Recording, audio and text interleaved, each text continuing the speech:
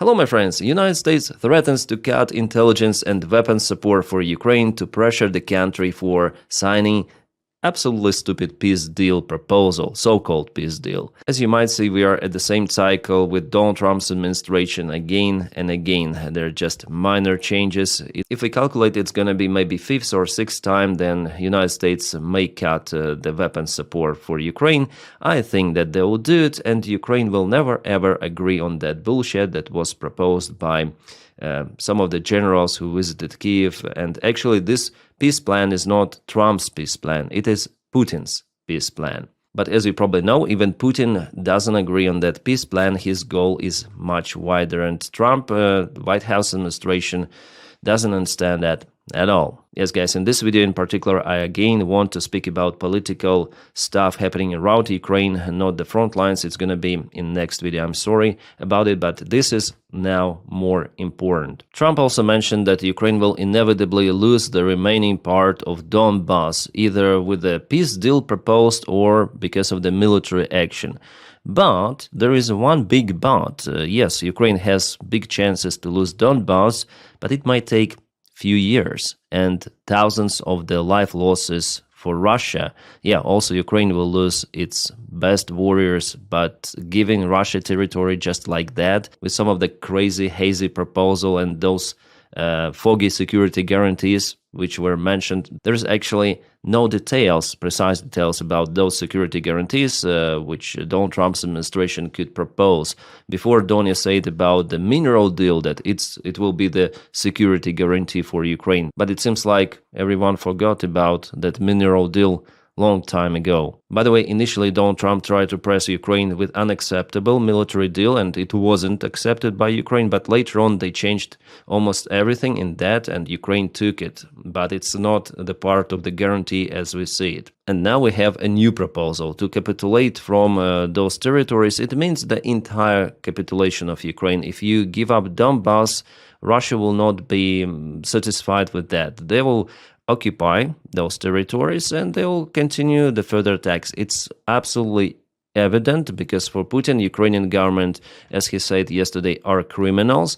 Ukrainian regime is not fulfilling its obligations, and the goals of the special military operation should be achieved in any case. And those goals, they are not saying that, okay, Russia should occupy Donbass and be happy with that. No, Donbass is not in the goals at all. It's about denazification, demilitarization, for Ukraine not to be a NATO member, for implementation of the Russian influence in Ukraine. It means Russian Orthodox Church, which is not the church but the daughter company of the Russian FSB, implementation of the Russian language, and denazification. It means cancellation of the Ukrainian identity, making Ukraine the second Belarus. Absolutely puppet regime dictator state, and the Russians will take more territories for them, leaving probably the part of Ukraine as Ukraine to have one more vote in the United Nations, just like that. But it would not be a sovereign state at all. That's the main goal of Russia, not Donbass. Russia,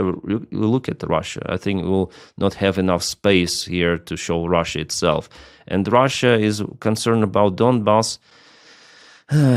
They don't care about people who live there. They just demolish city after city, town after town, village after village. They want to take Donbass for the only reason, because it's the most fortified bridgehead for Ukraine, for Ukrainian defense in general. And yes, they might take it, but how many resources Russia may spend for it? Is the Russian economy okay? Is it doing fine? Well, actually, it doesn't feel that great. I'm not saying that Russian economy will collapse in a matter of 2 years or something, but every day of this war to continue, for Russia to struggle on the front lines. Yes, they take territories little by little, but still they struggle with heaviest losses possible, and they use the vast resources of their economy. Their country is under sanctions, and that all brings Russia finally to its end. Russia or the Russian regime. In this case, it doesn't really matter. And only with end of Putin's regime, Ukraine may deoccupy those territories. So Ukraine is fighting there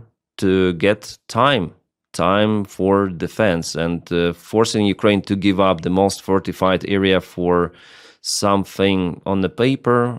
It already was like that. Yeah, Budapest memorandum and everything. So basically, it's about nothing burger, as I said in my previous video. And Zelensky already came out with his address to people that he will never ever agree on that. From his speech today, it is evident that the pressure on Zelensky with all of this Nambu scandal and all of that, it doesn't work. It actually backfired for Trump and maybe FBI, which is ruling partially that investigation. I think that investigation should be done. Yes, of course, everything should be uncovered. But Zelensky, with his at least geopolitical strategy, policy, he's basically saying that Ukraine will not agree on capitulation demands and no any power in the world will force Ukraine to capitulate. He sworn to Ukrainian constitution, Ukraine as the country in 2019, and he will fulfill his obligation. And here, I support Zelensky. Because if you give aggressor what he wants, like to this angry, crazy animal, it will take more, okay? Give it a bite and it will grab the hand. And just imagine what it could be if Russia takes Donbass. You see what might happen here? It's my theory that Russia may definitely freeze the war for some period of time, maybe even till the end of Donald Trump's presidency, but then restart war once again. And Donny might say, oh, then I was a president, there was no war, I stopped the war, I stopped 9, 10 wars, whatsoever. Donald Trump himself says that his goal is to freeze this war, to stop it, to slow down or something like that. It's not the end of the conflict. And absolutely it is not acceptable. It is a threat not just for Ukraine, but for entire Europe, and likely our European allies they start to understand that. And I think that this weekend and the next week they'll try to convince Donny that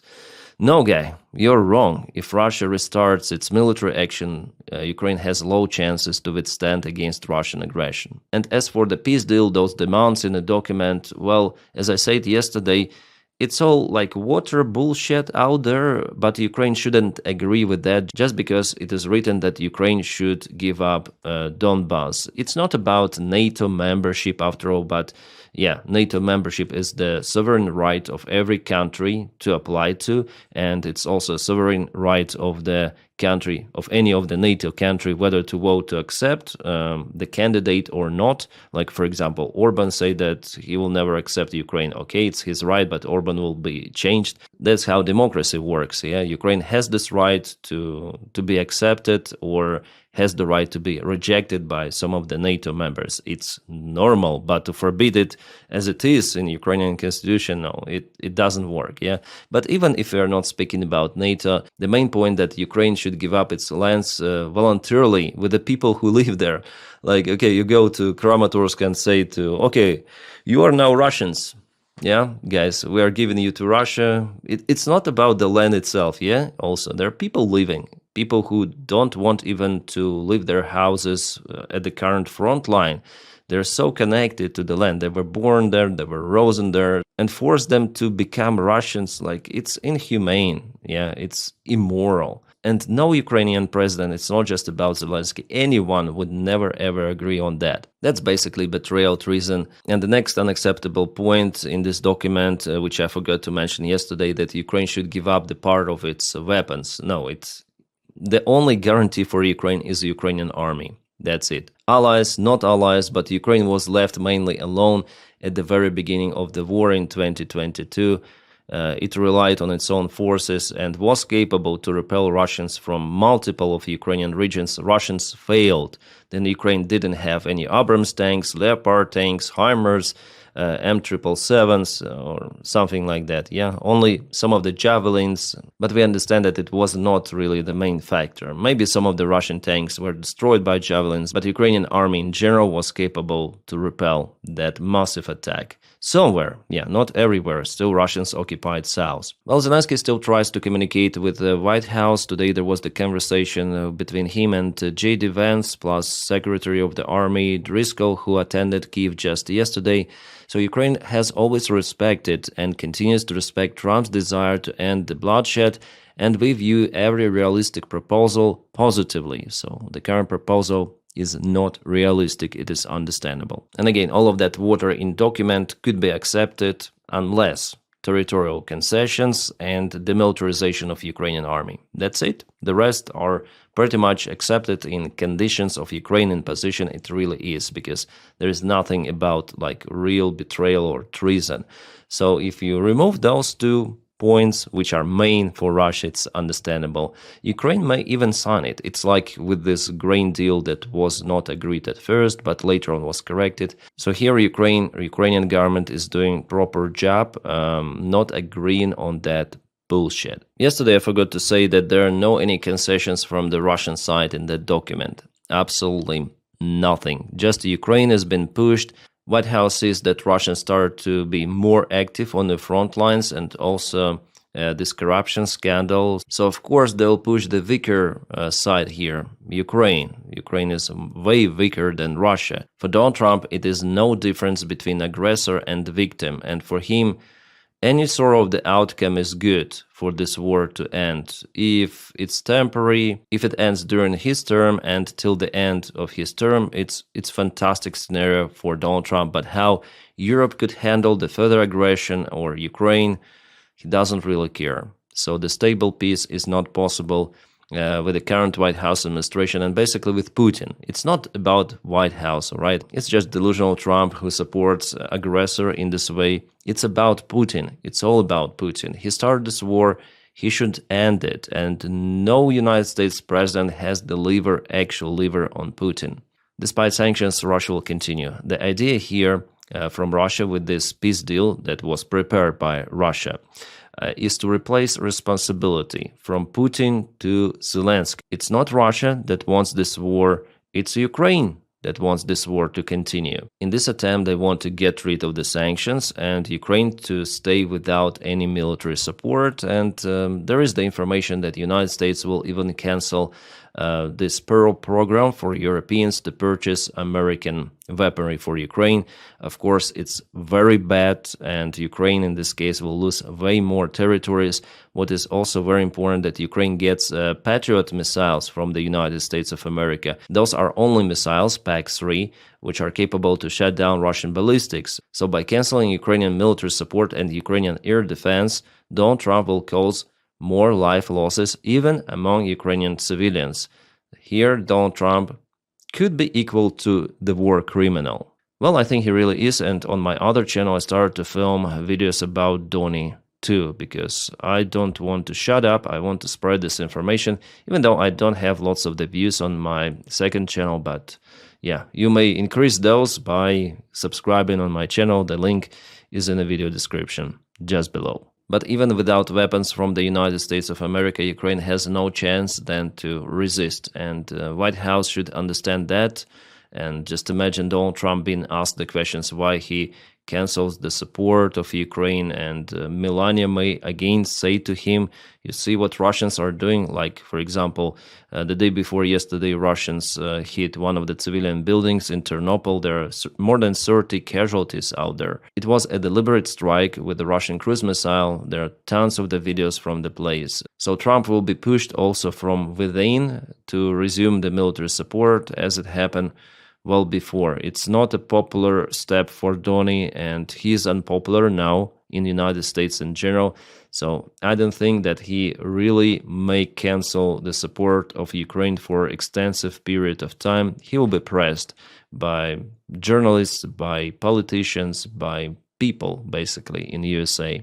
I see that according to the polls, even MAGA community is changing its opinion in favor of Ukraine little by little. What I also want to say that there are issues in Ukrainian army, big problems actually, within the army command, with government, and Ukraine should reform. It is not Donald Trump that causes those issues. It is Ukraine itself, unfortunately. And without those reforms, Ukrainian army will continue to lose ground even more. And by the ground, I mean not just terrain, but also soldiers, civilians, and settlements, villages, everything. So as many of the Ukrainian volunteers, Ukrainian officers, I'm calling for reforms in Ukrainian army. Without those, with the cancellation especially of the American support for Ukraine, of course, it's going to be very hard for Ukraine to withstand in extensive period of time, like for many years, all of those Russian attacks. Enemy is strong, enemy is big, it has more resources, and Ukraine absolutely should change to consolidate resources and to boost morale of people. Because now many people, to be honest, demoralized. Yeah, not because of Trump, but because of internal issues. I said about it on my channel, and I continue to tell about it.